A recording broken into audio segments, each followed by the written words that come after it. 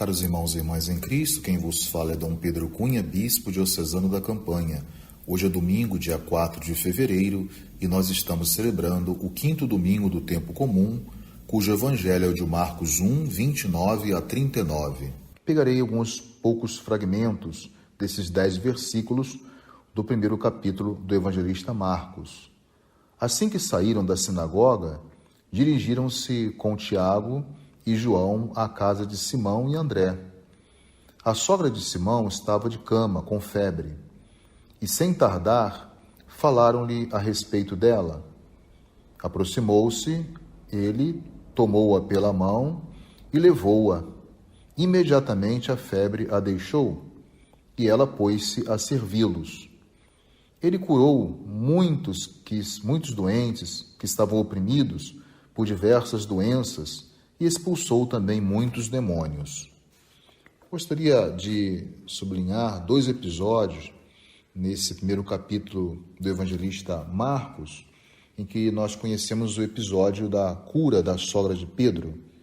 Então nós estamos aí diante do ingresso de Jesus na casa da sogra de Pedro, junto com os outros amigos que falam também a Jesus do estado desta mulher.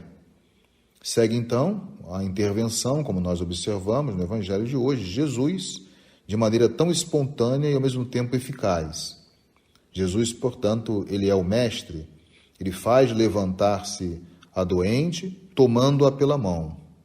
Ora, esse gesto de Jesus, ele é descrito pelo evangelista Marcos com um termo que lembra um pouco aos cristãos a ressurreição.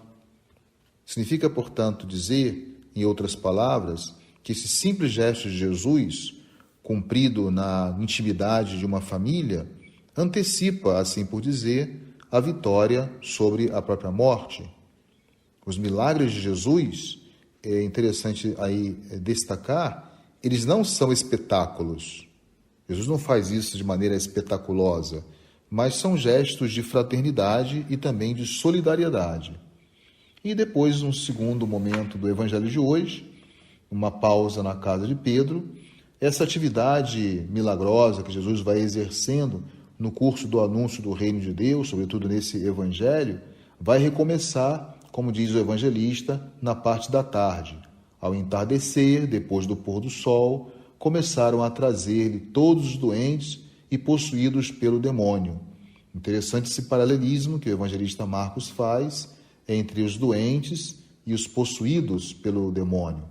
É um relato muito característico de Marcos, né? Levar a Jesus todos os doentes, e Jesus então manifesta aí o seu poder, sobretudo expulsando os demônios. Então a atividade de Jesus aí em Cafarnaum, ela vai se concluir também em um outro momento importante com uma oração.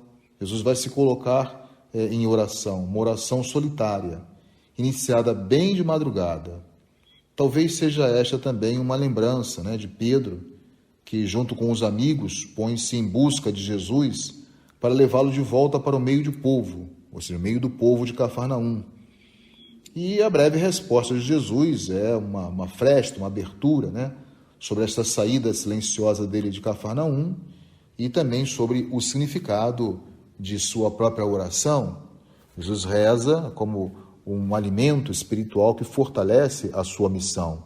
Ele saiu para ir para outros lugares e assim, portanto, dar continuidade ao anúncio e essa obra de libertação do poder demoníaco, sobretudo em outras partes, e outros vilarejos da região da Judéia.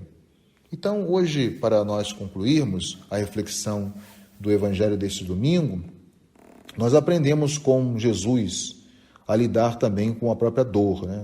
Nós estamos observando Jesus diante de uma pessoa enferma. Falar da dor e da enfermidade é alguma coisa muito atual e, ao mesmo tempo, consoladora. A primeira atitude de Jesus, ao saber que a sogra de São Pedro estava doente, foi exatamente de aproximação, coisa que nem sempre nós temos o hábito de fazer quando a pessoa está enferma. Quem está ou esteve enfermo sabe como é reconfortante receber visitas, E aí a presença de amigos, muitas vezes, e certamente, alivia o sofrimento e aumenta assim também a esperança e dá mais coragem e conforto ao enfermo. Em seguida, vocês observaram o gesto, Jesus tomá-la pela mão e levantá-la.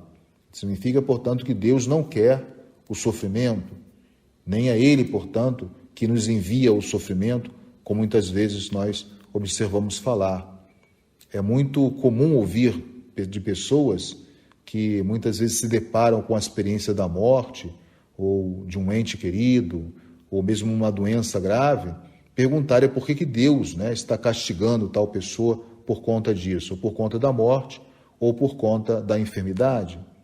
Então a dor, o sofrimento, as aflições dos que não têm, portanto, nada, nenhuma base, nenhuma referência, portanto, tem uma resposta também em Deus.